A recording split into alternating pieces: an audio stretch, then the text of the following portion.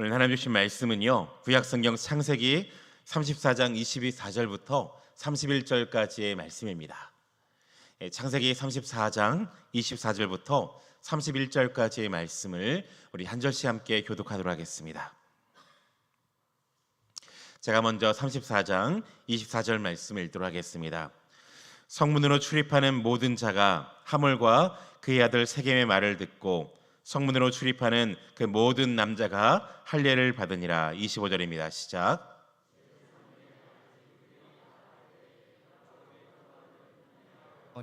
시므온과 레이가 각기 칼을 가지고 가서 몰래 그 성읍을 기습하여 그 모든 남자를 죽이고 칼로 하몰과 그의 아들 세겜을 죽이고 디나를 세겜의 집에서 데려오고. 27절. 야곱의 여러 아들이 그 시체에 있는 성읍으로 가서 노력하였으니 이는 그들이 그들의 누이를 더럽힌 까닭이라. 그들이 양과 소와 나귀와 그 성읍에 있는 것들과 들에 있는 것과. 29절.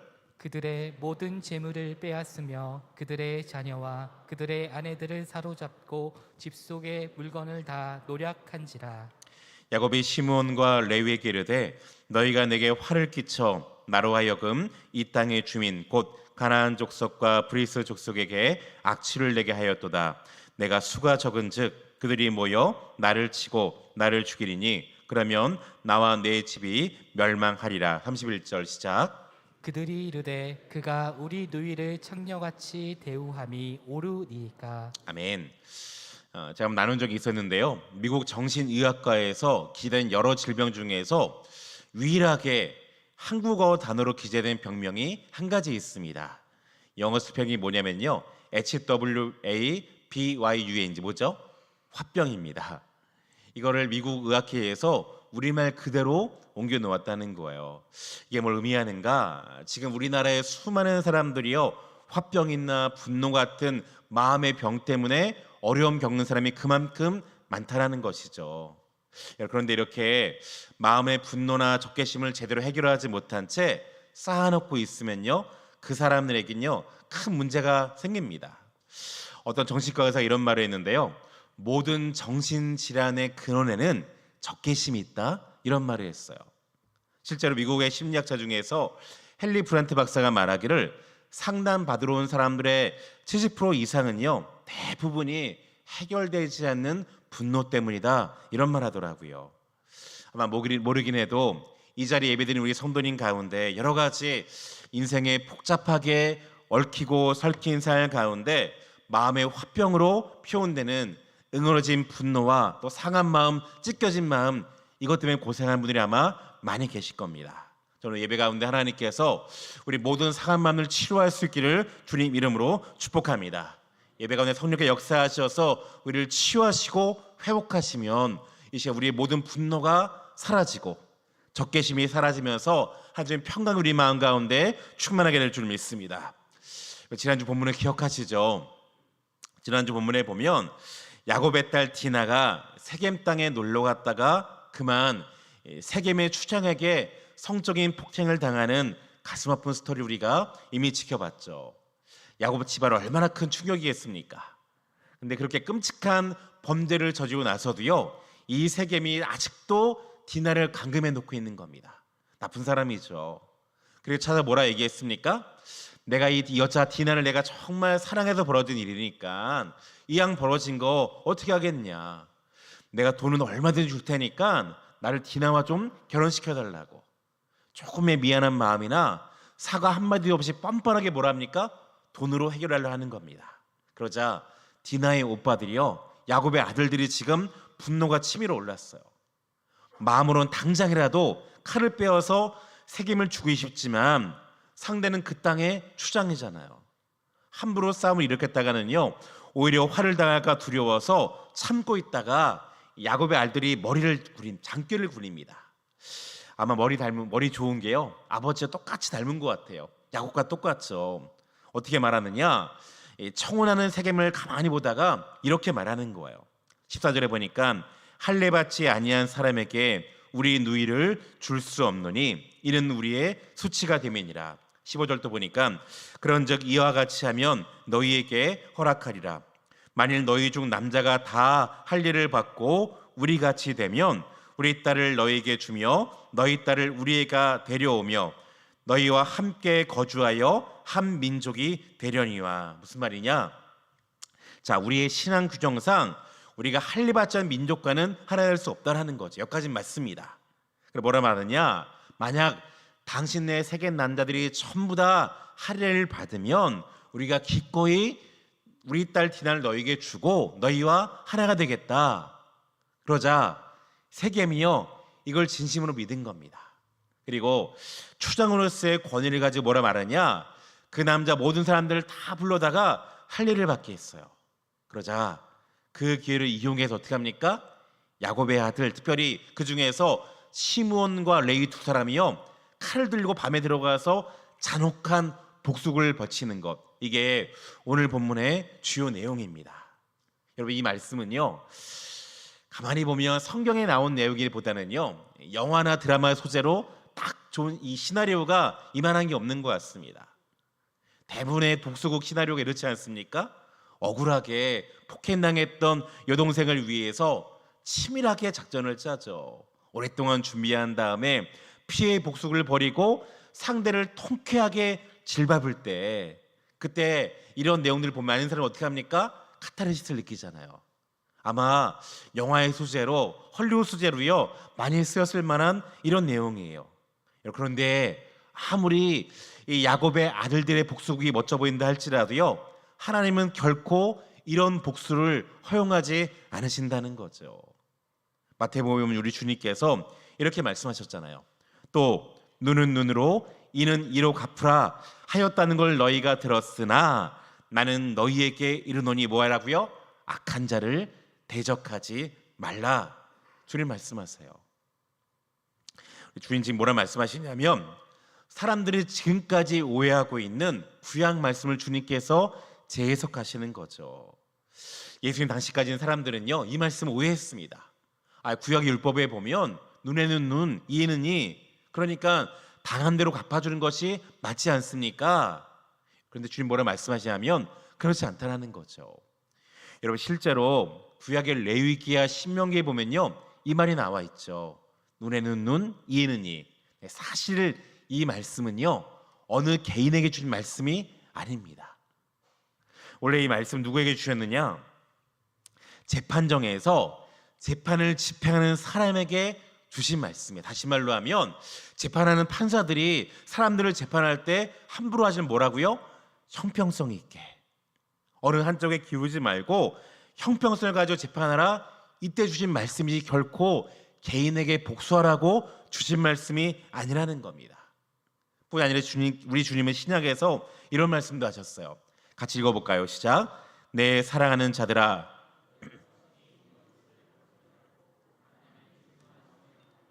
기록되었을 때 원수 갚는 것이 내게 있으니 누가 갚으리라? 내가 갚으리라. 우린 여기서 이런 질문을 할 수 있죠. 왜 하나님은 우리에게 복수하는 것 허락하지 않으실까요? 헐리우드 영화처럼 우리가 복수하면 어떻게 합니까?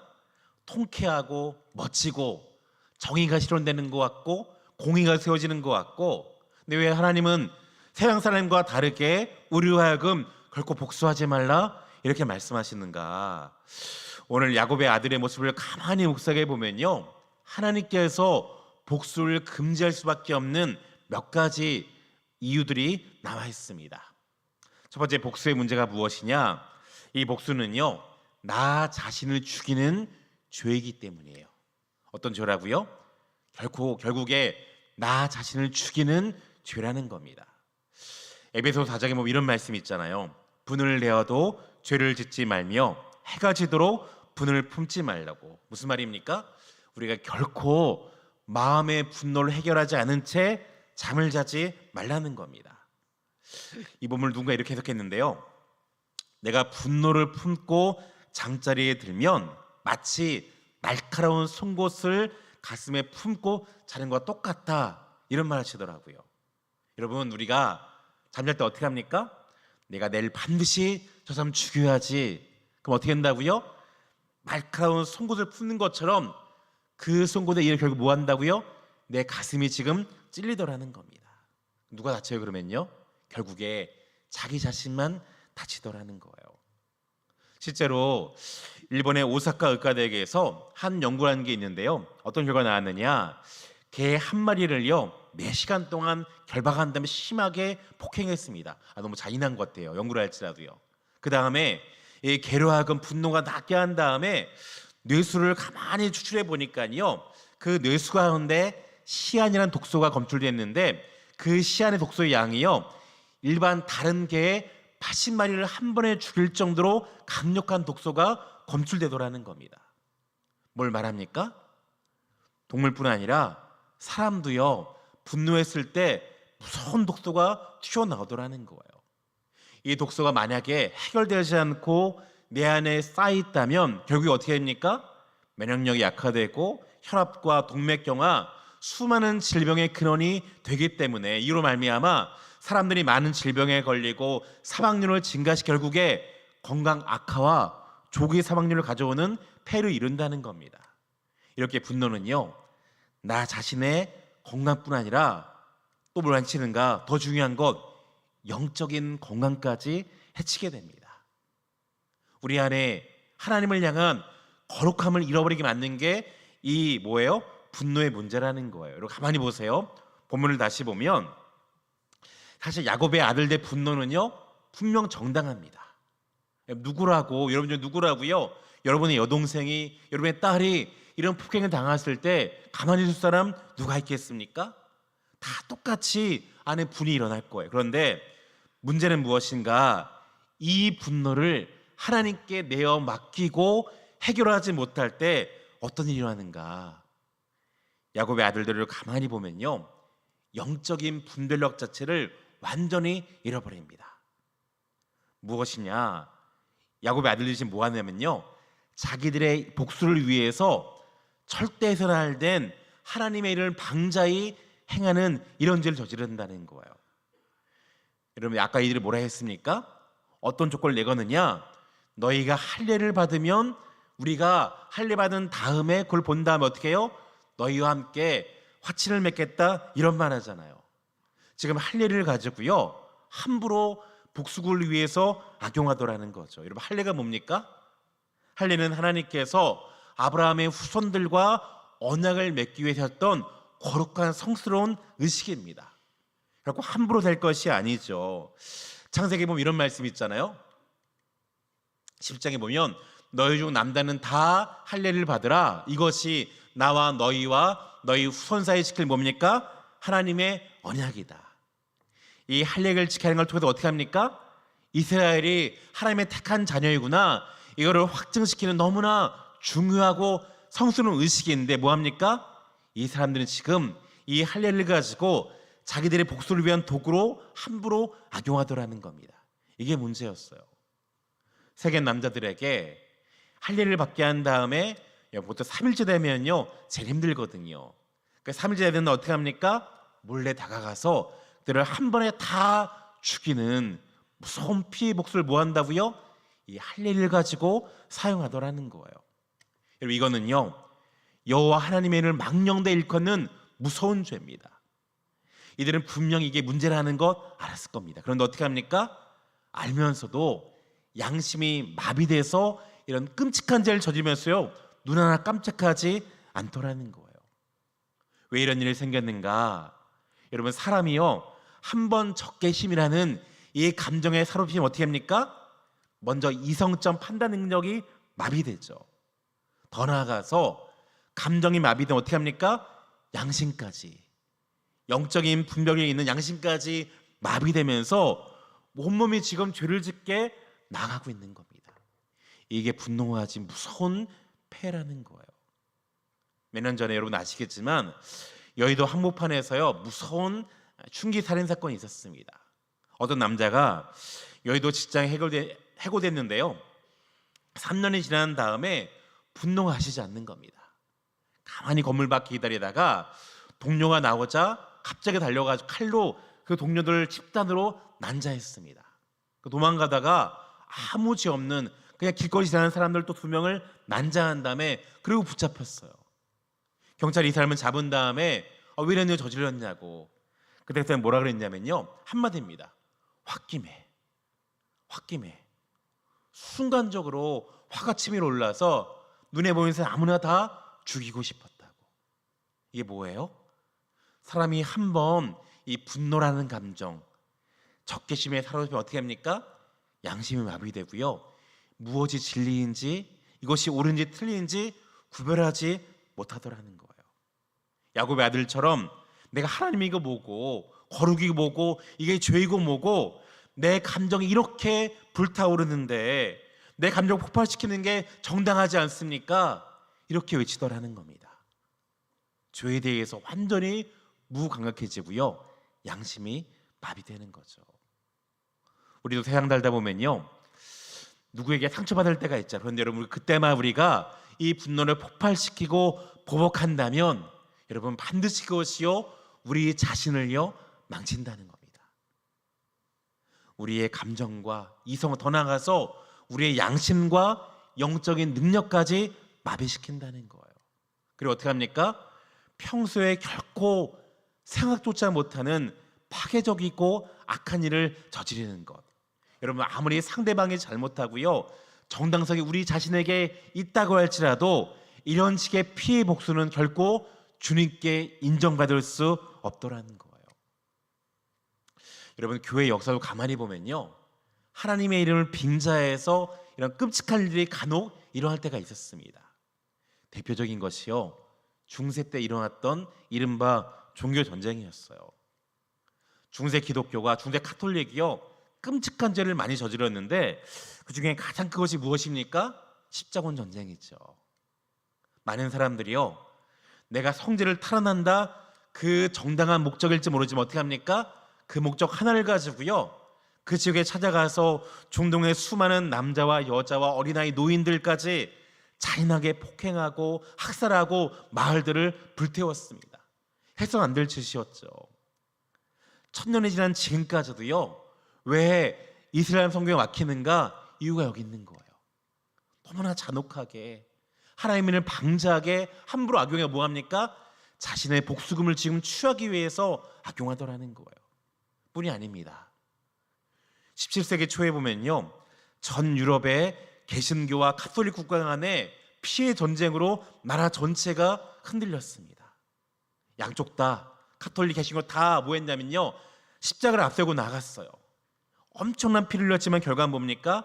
결국 아무것도 남는 거 없이 서로 상대를 향해서 적개심과 보복심만 하는 끔찍한 십자가의 전쟁. 왜 일어났습니까? 여호와 하나님을 방자하게 이용하는 겁니다. 하나님은 결코 이런 식의 복수를 활용하지 않으셨는데 하나님 빙자에 뭐합니까? 결국에 내 이득을 취하고 내 기득권을 위해서 이런 끔찍한 일들을 저질렀다는 거죠. 하나님은요 결코 이것들을 용납하지 않으세요.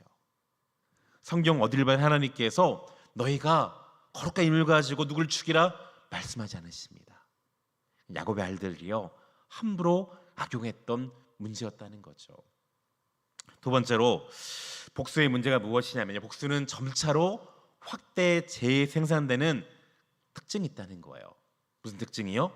점차로 확대 재생산되는 무서운 특징이 있다는 거죠. 여러분, 만약에 우리가 나를 화내게 한 상대에게 내가 복수한다고 분노가 사라질까요?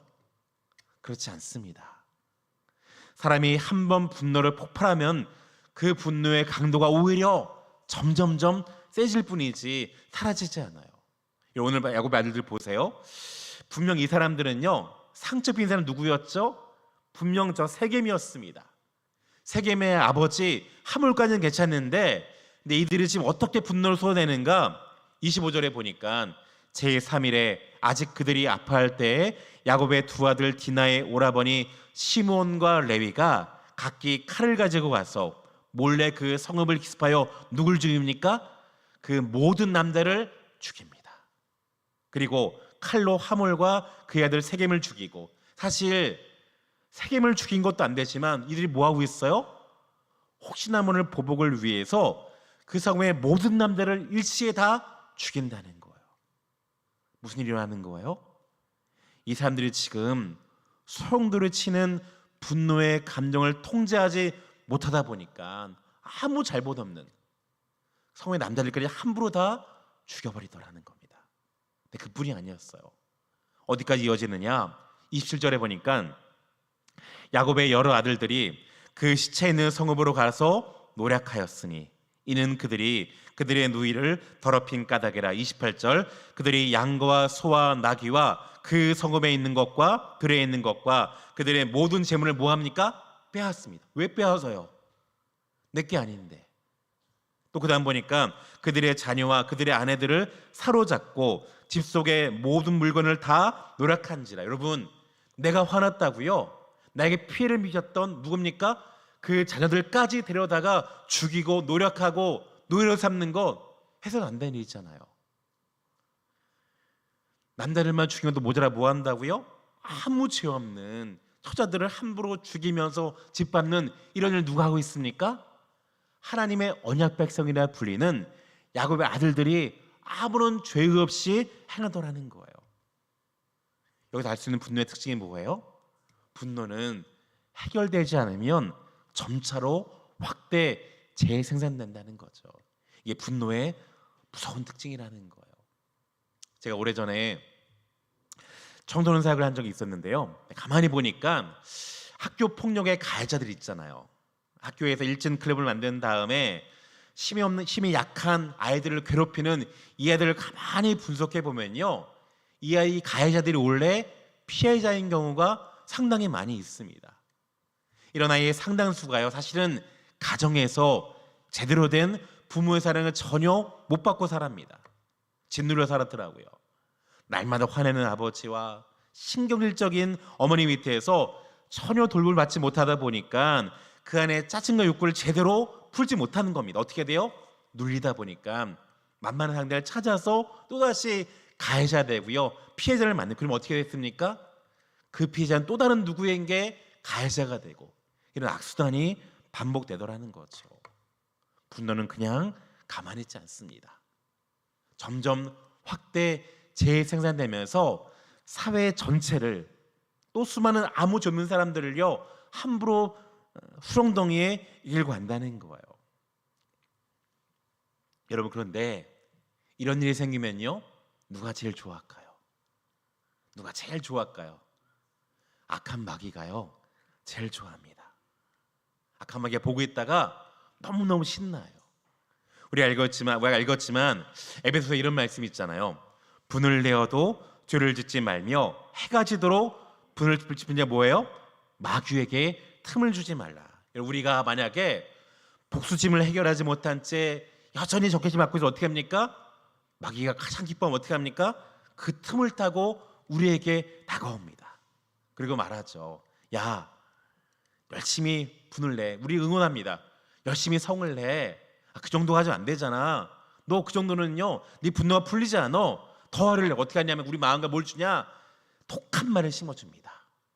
너 그냥 넘어가지 말고 이런 독한 말을 해가지고 그 사람에게 안갚음하라고.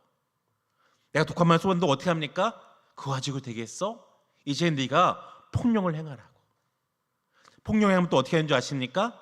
잘했다고 하면 어떻게 하냐면 이제는요, 무기를 건네줘요. 너 그냥 넘어가서 안 돼. 본때를 보여줘. 칼을 심어주고 총을 심어 어떻게 합니까?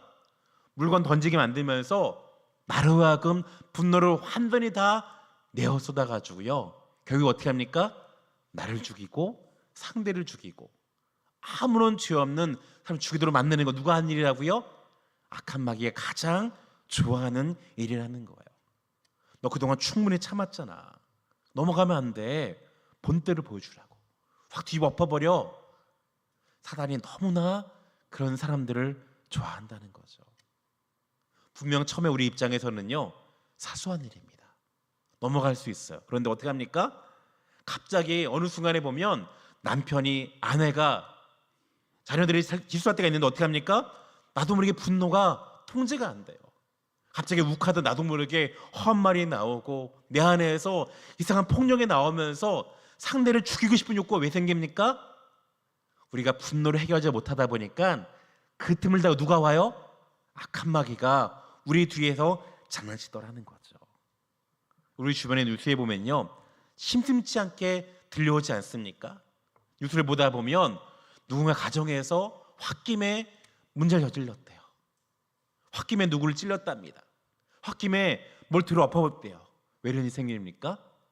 이게 악한 영의 장난이라는 것 전혀 인지하지 못한 채 그 삶과 대인관계가 완전히 망가지더라는 거예요. 오늘 야곱의 알들이 딱 이 모습인 겁니다.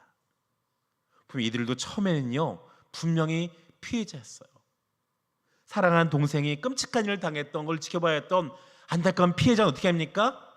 그 피해받은 상처받은 심령을요 해결하지 못하다 보니까 나중에 잔혹한 살인을 벌이면서 아무 죄 없는 사람들에게 상처를 주고 점점 확대 재산시키는 이런 끔찍한 가해자가 되더라는 겁니다. 문제는 무엇인지 아시면 여러분? 다음 주에 다시 보겠지만 그렇게 학살당했던 세겜 사람들이 또다시 복수를 벌칩니다. 다른 민족들을 다 불러온 다음에요 어떻게 합니까? 연합군대를 끌고 와가지고 나중에 야곱 가족 전체가 죽을 만한 큰 위기에 처다르는 거예요. 보복은 이렇게 확대 재생되면서 피해자가 가해자가 되고 또 가해자가 피해되고 반복되지 그냥 끊어지지 않는다는 겁니다. 그렇다면 우리가 어떻게 이런 피해 악순환을 끌어낼 수 있을까? 하나 말씀드리면 우리가 십자가의 용서의 은혜를 공급받아야 할 줄 믿습니다. 무엇으로 가능하다고요? 오직 가능한 것 십자가의 용서의 은혜를 충분히 우리가 공급받아야만 그로 말미암아 이 잔혹한 복수의 악순환을요 끌어내는 것이 가능하더라는 거예요. 여러분 지난주 말씀드렸지만 지금 야곱 집안에서요 끔찍한 일이 일어나는데요 야곱이 아무 말 하지 않습니다. 가만히 있어요. 자기 딸 디나가 지금 세상 문화에 취해서 지기로 나갈 때 막지 못합니다. 아들들이 분노해서 이런 잔혹한 살인을 벌일 때도요 야곱이 가만히 있어요. 무기력하죠. 왜 그렇습니까? 세겜 측에서 큰 돈을 제안해 오니 거기에 혹한 겁니다. 진짜 협상하려고 했어요. 야곱은요 한 가정의 가장으로서 집안의 위기가 찾아올 때 전혀 책임지지 않고요 아들의 상한 마음들을 책임지지 않고 디나의 울부짖는 마음들을 위로하지 않아 어떻게 합니까? 여전히 그 세겜의 가치관에 빠져서 돈을 가지고 황금 만눈줄을 추구하는 것 이게 야곱의 모습이었다는 거죠. 야곱이 왜 이렇게 되었다고요? 야곱이요 반쪽만 순종하다 보니까 주님 말씀하신 베델로 가정 어떻게 합니까? 세겜 땅에 머물면서 세겜 땅에 주는 화려한 물질을 취하다 보니까 완전히 하나님 광에 끊어지면 어떻게 합니까? 영적으로 마비된 겁니다. 그래서 어떻게 합니까? 야곱 한 사람 때문에 이 죄의 문제가 집안 전체에 와서요 분노가 통제되지 않더라는 거예요. 여러분 사실 우리가 인간의 힘을 가지고요 분노를 정지한다, 나에게 상처 준 사람을 용서한다 쉬운 일이 아닙니다. 여러분 잘 되십니까? 만약 누군가 여러분 뒤에서 여러분을 혼담하고요 여러분에게 말로 폭력으로 상처를 주었다면 그 사람을 편하게 여러분께서 용서할 수 있으시겠어요? 여러분의 딸이 여러분의 여동생이요 끔찍한 일을 당했다면 쉽게 용서하는 것 가능하시겠습니까? 어려운 일입니다. 어렵죠. 저도 목회자로서 제가 본인이 한다는 것 충분히 알면서도 이게 너무너무 힘이 들어요. 그런데 하나님께 불순종함으로 영적인 영향력이 완전히 상실된 야곱은요 아예 불가능한 거죠. 어떻게 가능하는가? 여러분 우리가 성령님께 우리 자신을요 맡겨야 돼요. 로마서 말씀을 다시 한번 읽습니다. 시작. 내 사랑하는 자들아 너희가 친히 원수를 갚지 말고 하나님의 진노하심에 맡기라. 기록되었을 때 원수 갚는 것이 내게 있어 누가 갚으리라? 갚으리라. 주님 말씀하십니다. 내가 갚으리라. 주님께 맡기라는 거죠. 우리 영적으로 깨어도 어떻게 합니까? 하나님 능력을 받아서 주님께 맡길 때 원수가 하는 거 아닌 건데 여러분 또 하나 말씀 다시 읽을까요? 시작. 분을 내어도 죄를 짓지 말며 해가 지도록 분을 품지 말고 마귀에게 틈을 주지 말아요. 여러분 에베소에 가만히 보면요 이 말씀 주신 다음에 하나님께서 이렇게 분을 이길 수 있는 방법이 무엇인가에 대해 이렇게 지시하시는데요 그 대안이 무엇이냐? 에베소 5장 18절 말씀 같이 있습니다. 시작. 술 취하지 말라. 이는 방탕한 것이니 오직 뭐하라? 성령으로 충만한. 이게 답이라는 거예요. 성령으로 충만하면, 여러분 성령 충만의 본질이 무엇입니까? 쉽게 말하면요, 성령의 지배를 받는 거죠. 성령의 통제를 받아서 내 영혼이, 내 이성이, 내 모든 영적인 상태가 주님께 복종되는 거, 붙들리는 거, 이게 뭡니까? 성령의 충만함인데 이것만 답이라는 겁니다. 여러분 가만히 보세요. 지금 야곱의 삶 가운데요, 야곱과 아들을 지배하려는 두 가지 세상이 있습니다. 첫 번째는요, 분노라는 감정 뒤에 무섭게 숨어있는 마귀가 있죠. 이 마귀가 뭐합니까? 어떻게 해서든지 야곱을 죽이려고. 또 하나 누가 있습니까? 안타까워하시는 우리 하나님이 계시는데, 중요한 것, 여러분은 지금 누구의 지배를 받고 계십니까? 이게 중요하더라는 거죠. 우리가 매 순간 영적으로 깨어서 성령께 붙잡혀 있지 않으면 우리는 누구나 야곱 아들처럼 똑같이 분노의 노예가 되어서 이런 끔찍한 일들을 저질 수 있다는 겁니다. 그 어떻게 됩니까? 날마다 주님께 나아가서 주님의 용서함을 받고 어떻게 합니까? 하나님께 다 내어 맡기라. 그렇지 않으면 용서가 불가능하더라는 거예요. 필립 얀시가 썼던 놀라운 하나님의 은혜라는 책에 보면요, 감동적인 이야기가 기록되어 있는데 실화입니다. 최근에 영국의 여행에 수출했는데요, 그 영국의 서쪽에 있는 북아일랜드라는 나라는요, 수백 년 동안 내전과 테러로 수많은 사람들이 피 흘리면서 죽어갔습니다. 그리고도 1980년대 중반까지요, 이 피해 테러가 끝나지 않았어요. 한쪽이 테러하면 또 한쪽이 테러하고 끝나지 않았는데요, 이걸 잠시 동안 종지킨 사람이 있습니다. 누구냐면요, 골드 윌슨이라는 한 경건한 크리스찬이었어요. 이 골든 윌슨이요, 한 번은 1987년 카톨릭계 IRA는 테러리스트 있죠. IRA 알면 잘 아시죠? 유명한 테러 집단 아닙니까? 이 사람들이요, 카톨릭계 집단인데 한 번은 북아일랜드 한 도시 가운데 폭탄을 터뜨렸습니다. 그날이 마치 참전 용사를 기념한 날이어서 수많은 개신교들이 몰려 있었는데, 그게 한 번의 테러로 인해서 11명이 죽고 무려 613명이 부상당했습니다. 그 피해자 중에서요, 골드 윌슨과 그 딸이 함께 그 건물 잔해 가운데 파묻혔어요. 두 사람이 잔해에 파묻히는 가운데 구조반이 올 때까지 있다가 바로 옆에 있다가 딸이 먼저 숨을 거둔 겁니다. 딸이 바로 아버지 사랑한다고, 나 먼저 가겠다고. 여러분이 만약 그 윌슨이라면요, 그 사람도 어떻게 하시겠습니까? 그 사건 직후에 수많은 정치인들이요, 여러 얘기했지만요, 귀에 들어오지 않습니다. 근데 이 골든 윌슨의 한마디 말이요, 아일랜드 사람 전체의 심령을 울렸어요. 이 사람이 지금 딸을 잃은 다음에요, 병원에 누워가지고 붕대를 칭칭 감은 채 찾아온 기자에게 뭐래 말하느냐, 이렇게 말합니다. 나는 오늘 사랑하는 딸을 잃었습니다. 그러나 나는 결코 카톨릭 IRA를 향하여서 악한 마음을 품지 않겠습니다. 내가 악한 말을 해보았자 내 딸 죽은 메리가 살아 돌아오지 않을 겁니다. 난 오늘 밤부터 매일 밤 하나님께 나의 딸을 죽인 테러범들을 용서해 주시도록 기도할 겁니다. 그럼 말하기를, 우리는 너무나 많은 피를 흘렸습니다. 이제 내 딸을 마지막으로 해서 이 피해 복수가 끝나기만을 바랍니다. 여러분, 그 뒤에요, 이 골든이 무슨 일을 했느냐, 카톨릭 지역에 찾아가면서 그들과 손을 잡고요, 용서의 메시지를 전한 겁니다. 우리 이제 그만합시다. 우리 이제 하나 됩시다. 같은 민족인데 왜 우리가 종교가 다르다고, 색깔이 다르다고 왜 우리가 싸워야 되냐고. 사실 다른 책에 보니까요, 그렇게 보복당했던 개신교 사람들이요, 또다시 보복하려고 준비하고 있었는데, 가장 피해를 입었던 이 골드 윌슨이 이렇게 타려다니면서 용서 베풀려 어떻게 합니까? 테러를 멈춰버린 겁니다. 한동안 이 나라 가운데요, 테러 범죄가 멈춘 겁니다. 보복하지 않았어요. 윌슨이요, 카톨릭 지역에 다니면서 수많은 카톨릭 지도자를 만나가지고 그들에게 이렇게 말합니다. 이제 우리가 서로 용서합시다. 서로 용서합시다. 여러분은 나처럼 우리 개신교와의 테러 전쟁에서 수많은 사랑과 가족들을 잃지 않았습니까? 이제 우리가 이 정도면 충분한 것 같다고. 하나님은 결코 우리가 헛된 피 흘리는 것 원하지 않으신다고. 우리 그만합시다. 그러자 가톨릭 사람들이요, 이분의 진정성을 본다 어떻게 했느냐, 그 의회 가운데 가톨릭 의회요, 이 사람을 정식 멤버로 받아들였습니다.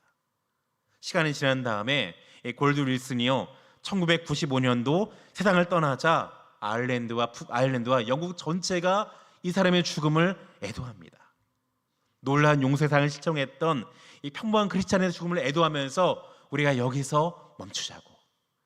그의 죽음을 터닝 포인트로요, 오랫동안 지속되었던 내전이 잠시 동안 멈춘 거예요. 여러분, 사랑하는 여러분, 지금 시몬 레위와 정반대의 선택을 했던 하나님의 사람 한 사람을 통해 어떻게 합니까? 하나님은요, 나라의 운명을 바꾸세요. 역사의 흐름을 바꾸십니다. 그러므로 우리 하나님 백성들은요, 복수가 아니라 용서를 선택해야 되는 줄 믿습니다. 원수 갚는 것 주님께 맡겨야 돼요. 여러분, 이 골든 윌슨이요, 자기의 딸의 원수를 용서한다는 것 쉽지 않았을 겁니다. 어떻게 가능했을까요? 하나님 말씀처럼 주님께 맡긴 거죠. 성령의 충만함을 받으려고 주님께 나아가서 십자가 앞으로 날면 어떻게 합니까? 나를 위해서, 나 같은 죄인을 위해서 하나뿐인 독생자를 주셨던 그 십자가의 사랑을 날마다 공급받으면 어떻게 합니까? 그 사랑 때문에 이 놀라운 용서가 가능하더라는 거예요. 주님의 말씀이 이 사람을 지금 움직인 것. 더 중요한 건 무엇이냐? 이분이 깊이 기도할 때 하나님께서 깨닫게 하신 거죠. 우리 주님은, 우리 예수님은 아무 죄 없으신 분이었는데 십자가에 못 박히면서 자기를 조롱하는 로마 군인을 바라볼 때마다 하나님, 저들의 죄를 용서하십시오. 저들은 잘 모르기 때문에 이런 죄를 짓고 있다고. 그 주님의 십자가의 사랑을 묵상하다 보니까 그 사랑의 힘을 공부받아 어떻게 합니까? 용서가 가능하더라는 거죠. 그래, 나도 로마 군인처럼 내 예수님을 십자가에 못 박은 똑같은 죄인이었는데 주님이 이런 나도 용서해 주셨는데, 이런 나를 위해서 십자가 죽으셨고 나를 구원해 주셨는데 왜 나는 이 한 사람을 용서하지 못할까? 내가 용서해야 되지. 내가 품어야 되지. 여러분, 예수님은 이런 분이십니다. 예수님 십자가에서 우리 모든 사람을 용서하실 분 어떻게 합니까? 자기 생명까지 주시면서 말씀하세요. 너희가 이 용서를 실천하지 않겠니? 내가 너를 먼저 용서했으니 너도 그 사랑을 가지고 그 사람의 용서를 주님께서 말씀하신다는 거죠. 우리 안에 용서에 대한 분명한 결단이 있다면, 이 마음이 있다면 오늘 우리의 분노의 자리가 십자가의 장소를 바라보는 장소로 변하고, 우리 모든 분노의 자리가 하나님을 향한 찬양과 기도의 장소로 변하게 될 줄 믿습니다. 이제 찬양하기 원하는데, 여러분 혹시 찬양할 때 아직 여러분 마음 가운데 어떤 분노가 해결되지 못한 사람이 있다면 기도하시고, 하나님, 오늘 이 찬양자 우리 마음 가운데 주의 십자가의 사랑을 부어주시고 그 사랑을 말며 넉넉하게 용서할 수 있는 은혜 달라고 우리가 찬양하며 주님께 나갔으면 좋겠습니다.